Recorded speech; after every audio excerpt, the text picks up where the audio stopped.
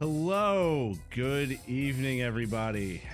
My name is Seamless Link. Welcome to Championship Saturday of the NRL. Up on the screen, you can see the bracket that we've got and how we're looking. We've got 4 ninjas for you tonight doing our races. It's going to be the Retro Runner, Beer Full of Belly, Arcus, and Knucklebuster.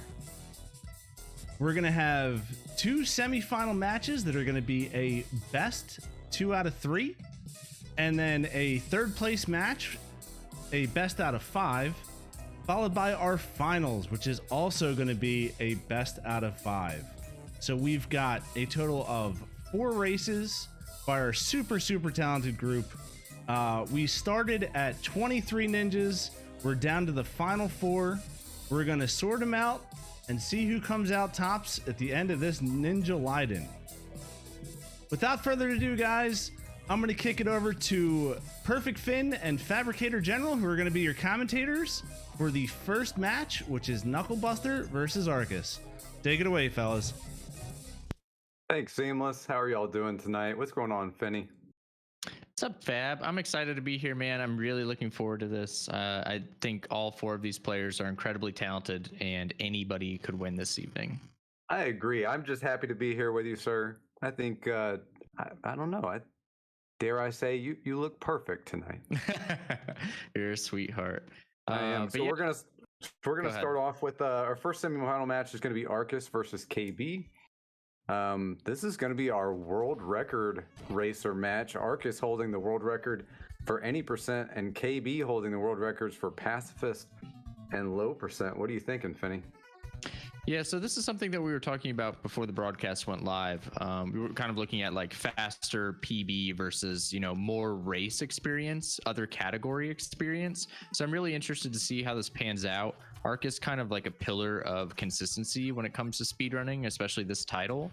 KB not quite as quick as Arcus, but once again, very talented in other categories, as well as a very experienced racer, so a wealth of different backup strategies. So it'd be interesting to see how those different skill sets kind of match up and which style prevails.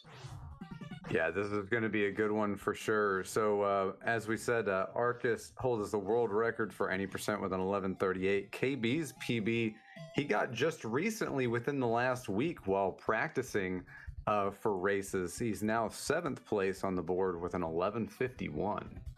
Yeah, and a 13-second difference is obviously sizable, but in a game like Ninja Gaiden, an 11:51 is incredible. You have to possess an immense amount of talent and experience. It requires an incredible amount of time and effort to get that kind of time in a game of this nature. That's not something. It's not a game that you can pick up and do that in 30 or 60 days. So that 11:51 is very impressive. It's very competitive. And the thing about Ninja Gaiden, especially when you take the global timer into consideration, which kind of dictates a lot of the enemy pattern RNG, is that anything can happen, especially in a race scenario where you kind of get out of your element. You're a little bit behind where you would be in a normal PB pace. The game's going to start throwing different patterns at you that you're not familiar with. And all of a sudden, whether or not you can get an 11:38 or an 11:51, it doesn't matter, because you're basically you're playing patterns that you've never seen before. That's very true. That global timer plays a huge part, and being able to adapt to it, a main portion of skill within races. All right, it looks like we're going to be off.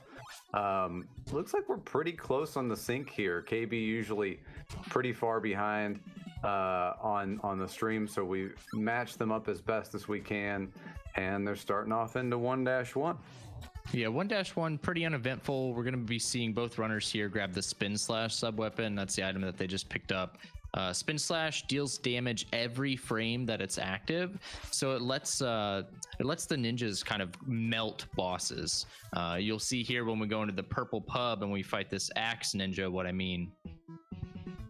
Yeah, that's right. Spin Slash, sort of the staple for the any percent run, allowing that to happen. Just a note here, it looks like KB, as far as our stream goes, is probably about a second ahead of Arcus, so it's probably something to keep in the back of our minds as this goes forward.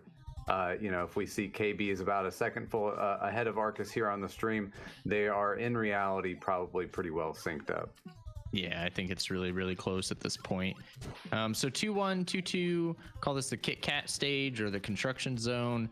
I think this is kind of the silent killer of runs. There's a couple little tricky spots here. It'll be interesting to see how the runners navigate it, some of the free falls. But there's a lot of very small micro time saves to be gained through movement optimization. We see both runners here move through the bounce house, kind of taking those jumps as tightly as they can. Really don't want to, waste any time in turnaround animations, trying to, get back into that jumping state as soon as possible. That's kind of the name of the game through a lot of 2-1 and 2-2. Yeah, that really can't be overstated. The 2-1 and 2-2 are the killers that you see within most PB runs. These are the reset heavy areas because, like you said, there are so many small areas for movement optimization. You see a lot of runners resetting in these areas. We've already seen a couple of errors on both sides thus far. Although both of them moving pretty well. It looks like KB just took a backwards boost there, but they are just about neck and neck still.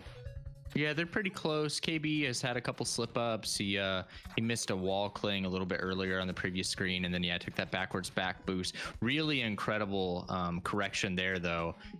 Jumping towards that hammer bro and utilizing the spin slash. He was catching a pretty awkward hammer pattern, but did a nice kind of fade away and was able to clear it without taking any sort of bonk. So KB actually came through our group stage as the #1 seed. He had the fastest average time there and was our #1 seed. He also had the second fastest time of all the runs last week. He had an 11:57, which was the second fastest run of the round of 8 stage. So we'll have to see what he can pull off here. He's definitely capable of sub 12 runs and races. Yeah, he's incredibly talented, and I think he's honestly incredibly underrated. A lot of that's because he's a very minimalist stream. He doesn't have a cam, he doesn't have a mic. It's just the game and the splits. It's very old school in that way. And there's a certain charm. It's very endearing. Tuning in. It's sometimes you just want to see the game and you want to see what people can do. That's right. It looks like KB got stuck up there on that with that mummy pattern for a second. Arcus is definitely taking a lead here. Yeah, Arcus is cruising. KB definitely has had a couple of fumbles here and there, and that hammer bro pattern was unfortunate. So Arcus was incredibly consistent last week. His 2 race runs from last week, he swept his round last week. It was a 12:03 and a 12:11. So yeah, probably Arcus looking for him to take those low 12-minute time. Yeah, I remember last year during the knockout tournament that was put on by Retro Gaming Live.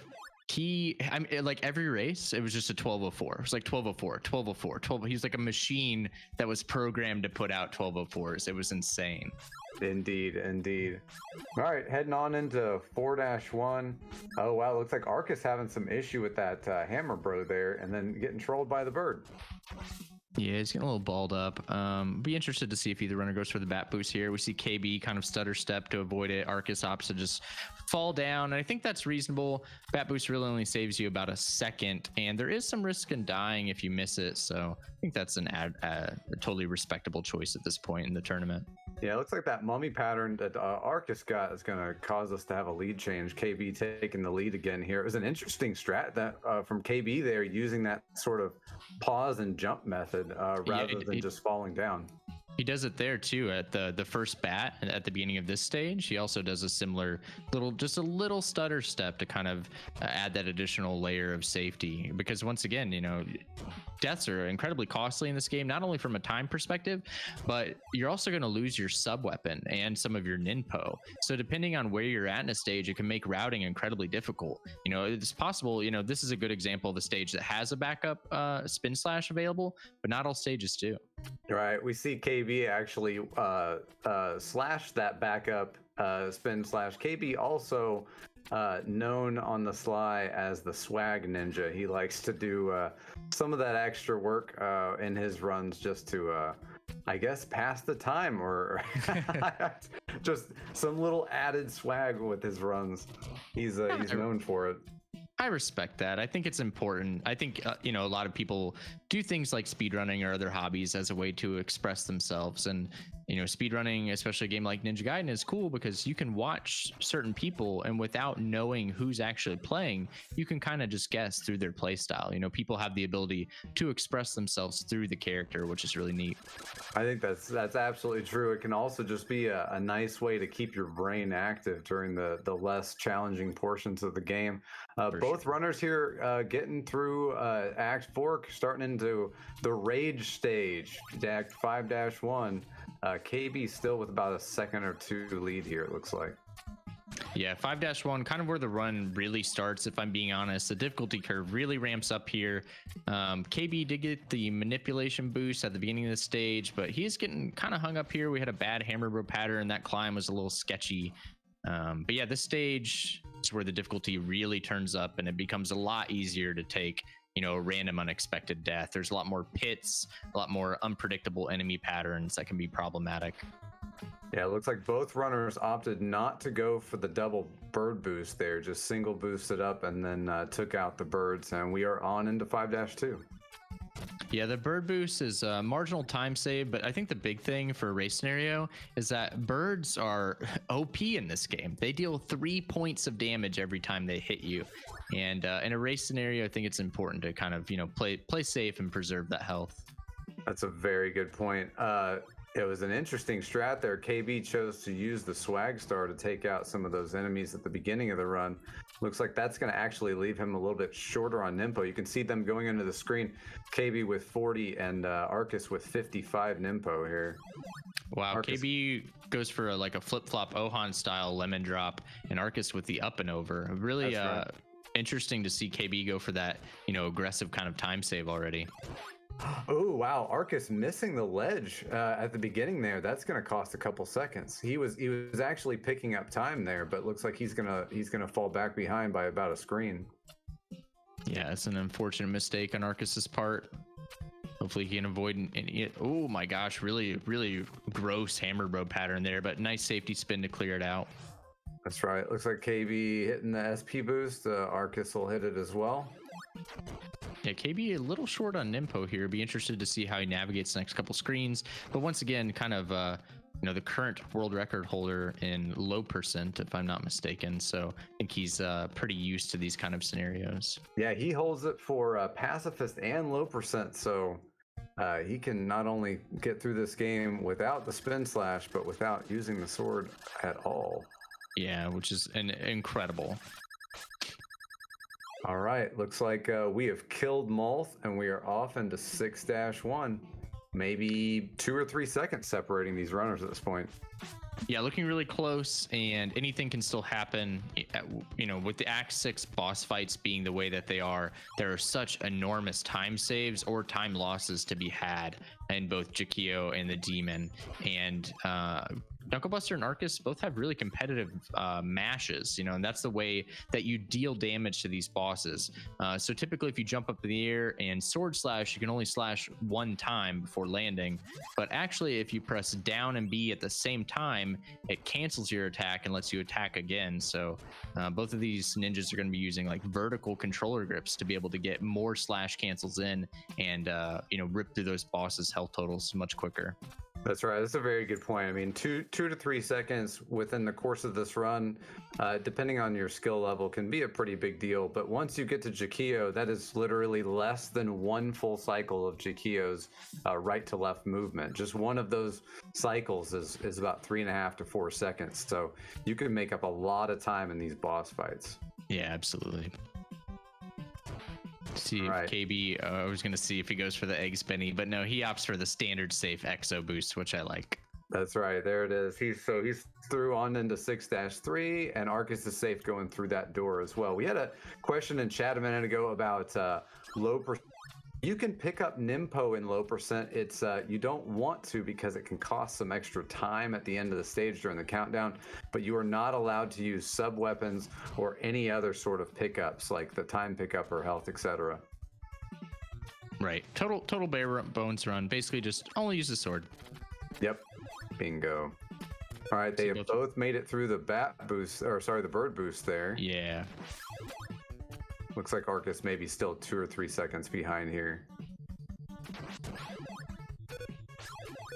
But KB is going to opt to just go the simple flip-flop route on the way up. He's not going to do a B5 boost or anything like that. He's going to just view his way in. Arcus does the same thing. I'm wondering if either of them are watching the broadcast, if they have any sort of intel as far as their strategy selection is concerned. Yeah, if I remember right, last time Arcus was not only talking to chat, but also watching the broadcast during his run as well. So a little extra info for him, which, I mean, that can be very beneficial if you have the, emotional fortitude to withstand that sort of info. Wow, looks like they are locked up after this boss fight. They're pretty close. Yeah, I think KB got a 3-cycle jack, and Arcus looked like a 2.5. Yep. So he gained back a couple seconds there, and with the stream delay, we're going to be very close. KB kind of getting a really gross shrimp pattern here. This is looking grim. Oh my gosh! Marcus Oh! Wow! Wow. All right. Well, it looks like KB's going to take round 1 with a 12:06. That was about as close as it can get, Fab. That's unbelievable. I actually thought Arcus was doing okay there, but I thought he was going to wow. snatch it. I thought he had a little comeback on his hands. I did too. Wow, that's interesting. All right, so there's round that I mean, incidentally, those are amazing race times. But again, both low 12s, so yeah, very honestly, good run. They both had incredibly aggressive demon patterns. Those were not friendly. Indeed. All right, I'm going to take a break here and go set up the second race room. We can get our second match going. Yeah, so it looks like KB with a 12:06 final time. Just solid time for a race scenario. Once again, we talked about 12:0X's being really respectable, kind of a good baseline. Obviously, not out of the question to see somebody like Arcus or Retro Runner come in and put up an 11.4X, but in a race setting with the additional stress and some of the different strategy selection that these runners are going to be utilizing, I'd say a 12.0X is totally reasonable and a completely respectable time. Yeah, absolutely. I think there was some question on Arcus. Arcus obviously he's got 10 years in this game. He holds the world record.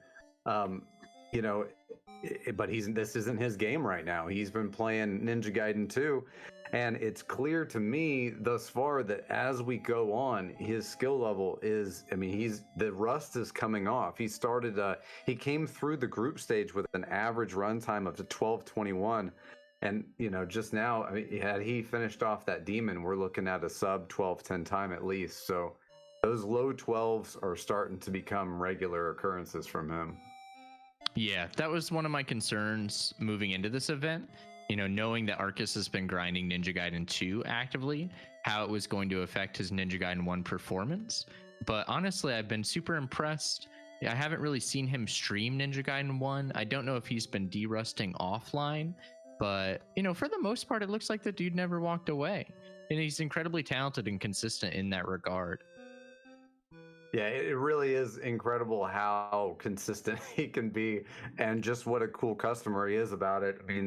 Like I said it before, he's got his stream up, he's talking to chat, he's reading chat, he's watching the broadcast. It takes a lot of skill and a very calm mind to be able to do that and run this consistently this well. Yeah, I think that's what he's, maybe best known for, other than being the cowboy speedrunner, is just that, that almost like Buddha-like zen that he possesses when it comes to speedrunning, because these games are not easy. Resetting over and over and over again in the pursuit of a world record or a new PB can be incredibly emotionally and mentally draining. And if you tune in and you watch Arcus's stream, he never really externalizes that. You never really see him express that. He has such an incredible demeanor about him when it comes to just kind of, rolling with it and persevering. And I think, I'm very envious of that trait. And it's an incredibly good trait to have, especially in a competitive race scenario. Yeah, I agree. I've said this before, that the Ninja Gaiden speedrunning community is just absolutely amazing. there's so much help and support between all the ninjas from all different time spans as far as times go and skill levels go. And I think at least some credit goes to Arcus for sort of bringing in. I mean, he has that sort of demeanor.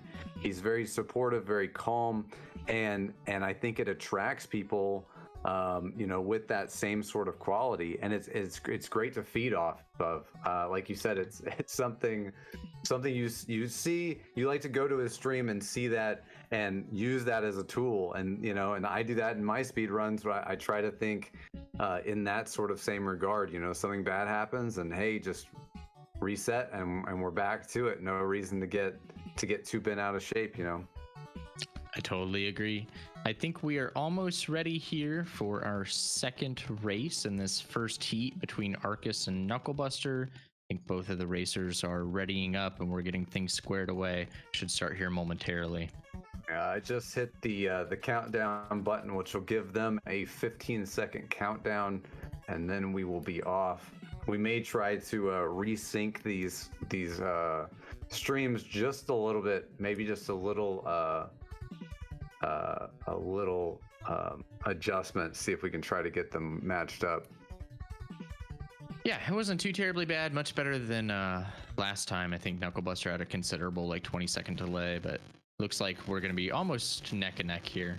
Yeah, there we go. That is much closer. All right, and we're off back into 1-1. Yeah, once again, 1-1, pretty uneventful. Grabbing Spin Slash, kind of the name of the game in this stage.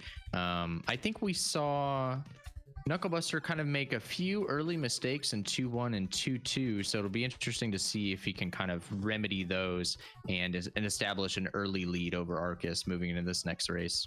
Yeah, we saw Arcus there miss the sign grab completely. He's going to be low on Nimpo going into this door here, so we'll have to see if he realizes that he's only got 5 Nimpo, if he's going to do a single bzzzt, or he knows it. There we go. Fab. Arcus not realize he's short on Nimpo. Come on. All right, looks like we're still pretty synced up. He had to take a suboptimal boss kill there, which is a marginal time loss, probably like a half second, something of that nature. But all things told, still relatively equal at this point. That's right. It really isn't too much. I think it may be even less than that. All right, moving in through 2-1, and they are pretty much neck and neck here. Ooh, KB with a very scary regrab there on the ladder. Had me worried for a second. I saw that. That was scary. You got to wonder about. I mean, at this skill level, when you're going up against people with this PB range, you got to break out the climbs for sure. But they can get scary like that. Fab, do you want to take a second to tell us why, wall climbing like that on the ladders, like how it works and why it's so important as far as, being fast in this game is concerned? So if you want to get off of a wall, you have to hit jump and then away from the wall. And when you normally climb in this game, you just press the up button and Ryu will climb up slowly. But if you press away from the wall and jump and then up pretty much very, very quickly over and over and over again, and then reattach to the wall, he will actually jump off the wall and upward, grabbing a higher rung on the ladder as you do over and over again successfully. And so by the end of the run, if you do this throughout the entirety of the run, you'll save about 8 seconds over the course of the run. So it can be a pretty significant time save. But it's also dangerous because at certain points, the ladder, you can actually clip through the ladder completely and die. And it can be a risky strategy, especially during races. Yeah, it's a lot more difficult than it looks. These guys make it look free for the most part, but it's certainly not. It's incredibly demanding of your controller and your hands. That's a very good point. The vertical mashing technique in this game requires enough, specific skill and practice. In my opinion, I think climbing is even harder than vertical mashing. So it really is probably the most advanced, hand gymnastic skill of this game. KB missing the art of the fire wheel there, had to go back and get it. That's going to put him behind Arcus here going into 3-2. Yeah, it was a little awkward. And he kind of got a little hung up there in the bullets as well. It was a pretty considerable time loss. They're almost neck and neck at that point. But yeah, KB gonna be definitely behind by a good 2 or 3 seconds here now at this point.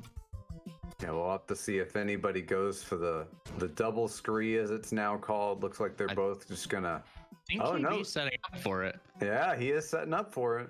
Birds look good. Looks like he's gonna nail it. Come on. There it is. Well done. That is probably my favorite trick in the entire run. It's just so incredibly cool looking. It really is, because it takes like, I don't know, 30% of this screen is that trick. I mean, you're setting that trick up from the beginning of the screen and over halfway through it is when you're completing it.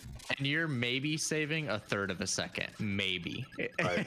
Right. Incredibly difficult trick for such a small time save. It does, though, completely negate all that Mummy Hammer Bro RNG. So to some degree, there is some consistency to be gained from it if you can do it consistently. Sure. Yeah, both runners had, standard cliffs or standard Basker kills, moving to 4-1 here. See if they both opt to skip the bat boost again. KB goes for it. Like a madman. Interesting. And I'm not aware. I think maybe that's maybe a little bit over a half-second save from the low route.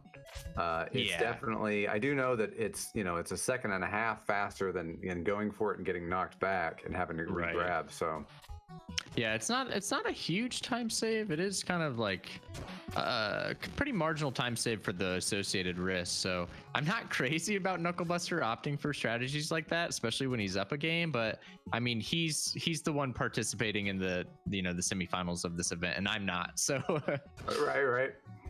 Well, it looks like they're pretty much neck and neck. I mean, this is incredible how close these two racers have been this whole time. KB taking a lead again, it looks like. But now that I think about it, so we saw KB do the stutter step to avoid a bat in 4-1 and a bat in 4-2. Mm-hmm. And those have been kind of costly, but then he went for things like the double scree and things of that nature. And so I think he's just doing strat selection based on his comfort level, right? Like he's identified spots where he's uncomfortable, places where he thinks he's at a higher risk of dying than the associated risk of going for the double scree and missing. So I think that he's probably already thought about this. I don't think this is something that he's just kind of choosing on a whim. I think he's very well aware of the strat selection that he's making. Yeah, absolutely. KB with quite a bit of prior race experience. So we used to do this pretty much every Saturday night, had casual Ninja Gaiden races. And I'm going to look him up real quick. So on the racetime.gg leaderboard, he has 101 prior races under his belt. So quite a bit of experience understanding what strats he's good at, what strats that, he feels like he can, exclude from the run to try to gain some safety. And I'm sure his race route is relatively perfected for his skill level at this point. But I'm not even sure that gives him a whole lot of, normally that would give you some advantage because obviously Arcus doesn't have that race experience, but he's racing against Arcus. This guy has 10 years of experience playing this game. Right. I think this may be that one time where race experience doesn't really matter that much. Sure. We see both runners moving into 5-2 now. Both had a relatively clean 5-1. Oh, Arcus takes a really sketchy knockback there, seeing something that the Ninja Gaiden community lovingly refers to as the cottage cheese sword. Cottage cheese sword being a glitch where once every 16 frames when the game goes to load the next map tile, I believe the enemy hitboxes do not load on that frame and your sword will not hurt them. And there are a couple enemies that can be particularly problematic where that's really common to happen. And Arcus got the bad end of it that time. That's true. It's interesting. There are some parts of this run. It looks like KB missing the so-called Janet boost and Arcus hitting it. That's going to be a big save for him. And Arcus now takes the lead here. Yeah, this is very, very close. Both runners kind of having their share of hiccups at this point. I'm interested to know if Arcus is nervous. A lot of pressure on him, having the world record, I would think most people consider him the best Ninja Gaiden player to ever do it at this point. And there has to be, you see Miss SP boost here. That's going to be a really considerable pickup for Knucklebuster.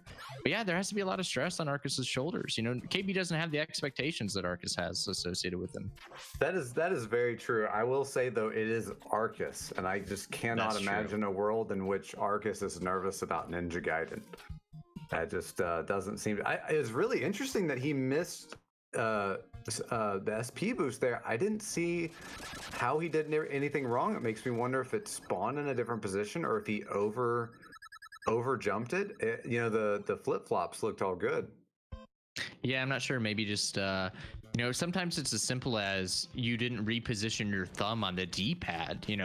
Sometimes it's just as simple as that. You didn't have your thumb, just where you like it to perform a particular trick. It was just ever so slightly out of position, and that can be the difference in some of these tricks, especially some of the tighter ones, that require 2 or 3 or 4 frame windows. Right, it definitely is the difference in this race because it resulted in a lead change. You see KB there using a swag star to get him safely through the end, but he's going to come into 6-2 10 Nimpo behind Arcus. We'll see how he manages his Nimpo count as this goes on. Still a slight lead over Arcus, maybe a second or so. Probably even less than that. I'm thinking like a few tenths, but it's very close. KB is a little short on Nimpo here, which is concerning as he's moving into Hell's Hallway, or what other people refer to as the angry video game nerd room. This room is incredibly difficult to do without Spin Slash, and KB a little light on ammo here. Yeah, some really great. It looks like he's going to move right through it. Yeah, what a master. KB's using he's got those low percent strats for that AVGN room. He just doesn't falter on it at all. Really great climbs from KB too up that ladder. He probably gained a good half second just from those climbs there. Yeah, we see both runners moving into 6-3 here. KB gets a really nice axe boost. So does Arcus. Both have really nice quick climbs up that left pillar. This is very, very close. Once again, probably going to see a similar scenario to the last race where this is going to come down to the final bosses. Yeah, this is unbelievable. I can't believe we've had 2 races in a row now where these guys are just completely keeping pace with each other throughout the entirety of the run. Yeah, they're incredibly synced up at this point. Be interested to see if both runners opt for the same strat selection on the screen. Last time they both went with a really standard safe flip-flop here. Yeah. Arcus and KB both doing it. Arcus fell behind a little bit further there. He had some issues with the ladder exit, but we're talking again, we're probably within a second. Okay, it all comes down to this. This is where the big time saves are to be had. We'll see if maybe Arcus can pull off a plate. I haven't seen him get a plate in quite a while, but if he could, it would put him, I think, considerably ahead of Knucklebuster at this point. Oh, 1 damage short. Wow, that was close. Yeah, though that was really, really clean actually in comparison to Knucklebuster's Chiquillo kill. Yeah, that middle platform fight can yield some really great backup strats. So Arcus will go first into the demon here, and he's going to skip the kill, starting off really well. Looking safe. Yep, there it is. Arcus takes race 2. Really, really nice boss kills for Arcus. He went with some aggressive strategies, and they paid off. And the shrimp patterns from the demon were a lot more favorable this time. Unbelievable, y'all. So Arcus is going to finish out with an 11:57, possibly even 11:56. KB with a 12:03. So we are 1-1. This next race is going to be for the whole shebang.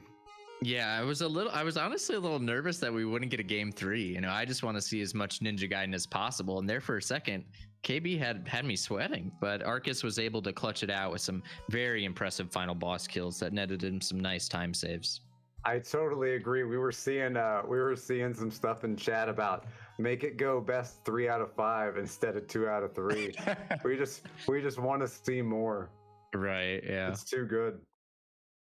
People were trying to get us to rig the race, but we didn't need to, thankfully. We're going to be moving into our final race here, first heat between Knucklebuster and Arcus. Who's your pick, Fab? Who do you like? Oh my gosh. I mean, how can you pick either at this point? Like, that's as matched up as they possibly could be, with a 1-1 result coming out of the first two races. They're literally within seconds of each other throughout the entire run, and the only deciding factor was the boss fights at the end. It's incredible. Yeah. I think I'm gonna go with Arcus. I think just because of the boss kills that we just saw in that second heat, I think him dying, commentators curse. I think him dying to the demon was a fluke, and I think he's gonna be able to clutch it out with some similarly impressive boss kills here in our final race between these two competitors. I mean, that is a pretty good prediction. He just came off that run with an 11:57, which ties KB's best run from last week. So that's an incredibly competitive time. It's going to take a lot for KB. I mean, that time is 6 seconds off KB's PB. If Arcus can do that again, I think he may have this. I think he may be able to pull it off. And that's a good point, right? That's something that we talked about, I think, in weeks prior, is that we have to keep in mind that Arcus and the Retro Runner are capable of times that no other runner can touch. They have not achieved those times. It is not in their wheelhouse. And that's not to say that those kind of times are going to be common in a race scenario, but we've seen the Retro Runner do it. We watched him put up an 11:41 live in a race scenario. So that it's not to say it's out of the realm of possibility. And, if Arcus is on a heater, KB's not going to be able to catch him. He just doesn't have, either the skills or the strategies that are quite at that level to keep pace with Arcus when Arcus is on one. Yeah, that's a very, very good point. A race setting is a race setting, and consistency is a skill set that means so much more to race settings than it does for PB runs. However, there are times in a race setting where that personal best, for instance, the Retro Runner getting an 11:41 against Lane Rainer last week. Lane Rainer has never. I think his PB is an 11:50. It's untouchable. That's 9 seconds away. So it's very true. Arcus is capable of going much faster. And if he does, there's no way KB can keep pace with that. I agree. It'd be interesting. I'm very excited to see how this final race plays out. Like I've said, I already think I'm behind Arcus at this point, but honestly, I would be happy to see either runner win. Both of these guys are incredibly talented, and if I'm being completely honest, I don't know who's going to win. I think that's the beauty of this top four that we've landed on, is that any of these guys could win this entire tournament, which is such an incredible and fortunate place to be in as both a commentator and a spectator. We're just very, very fortunate to see this level of skill on display and have competitors who are so evenly matched, because I don't know who's going to win. I have no idea, and that's an incredibly exciting place to be as somebody who's consuming the content. Yeah, that's a really, really great point. We were very, very, very lucky to have the turnout that we did. Never thought when we were putting this thing together that we were going to get the quality of ninjas that we got. We literally got the best in the world, and they've gotten this far, and now we're here with these top four, and you're exactly right. I don't know. We were talking about this before the broadcast. Not only do I not have any idea who's going to win, but all these guys are amazing ninjas, just amazing streamers and people. They're awesome members of the community, and I would be stoked to see any of them win. I'd be truly excited to see any of it, and we're lucky to have this. To be honest with you, very grateful. Yeah, same. I see Knucklebuster kind of jumping the gun here. Guy cannot spend one moment outside of the video game. Immediately loads back into 1-1. Realizes his mistake. Says, "Okay, I can chill for a second," but immediately back into the game. I think we saw that last week. He likes to load into the game and just kind of move around, jump around, slash, and I just gave them the 60-second warning, so they're aware they've got a minute or so left before they go. He just, like you said, he may just like being in the game. It's where he's comfortable. Yeah, and we saw this last week too. Arcus he likes to wait on the load screen, and it's cool seeing runners' tendencies and how they handle, downtime and race stress. If they need a breather, if they constantly, we saw KB last week, load in and practice his slash canceling or his boss mashing, and just very interesting to see, how runners choose to use that brief reprieve between rounds. And I was talking earlier about just the way this community is with each other, and I try to keep the race chat out of commentary, but I just got to say, these two competitors are in chat right now saying, hey, thanks for the race, good luck to you. They're cheering each other on. It's really cool to see that. Yeah, I think either of them would be, totally happy to see the other person win. I think, we've talked about this. This has been kind of a trend in various retro speedrunning communities recently, but I think a lot of people realize that, it's not me versus you. It's us for the game. We're coming together as a community to try to push the limits and the boundaries of these titles as far as we can and progress together. And I think that both of these runners or these individuals, they recognize that, and I think they're very prime examples of individuals in this community who are here for that cause. Yeah, absolutely. If anybody out there in chat is interested in Ninja Gaiden, hop into the Ninja Gaiden Discord. These guys are active in there all the time, sharing videos and strats. And you will get, if you've got any questions at all, there are tons of ninjas in there, dozens that would be willing to help you out, post videos and different strats and different ideas and bounce things off each other. It really truly is that. You said it perfectly, Finn. It really is the community versus the game, not the community versus each other. Yeah, I've had such a wonderful experience being a part of the Ninja Gaiden community. Like you said, just so many helpful people, so many cool people who are fun and interesting to be around. And it just shows through the way that they interact with you and the way that they, they make the game accessible. And that I think is really important when we're interacting in these very, niche communities like retro speedrunning, and to have people, be welcoming and helpful just makes it so much more easy to get into something that could really honestly be overwhelming. There's an incredible barrier to entry when considering the burden of knowledge that's associated with learning a new speedrun or learning your first speedrun. Yeah, absolutely. And this game in particular is really great, I think, for that, not only just because of the community, but there's a wealth of information and tutorials out there. If this is going to be a first speed run, it's a very difficult speed run for sure, but you definitely have the support and the information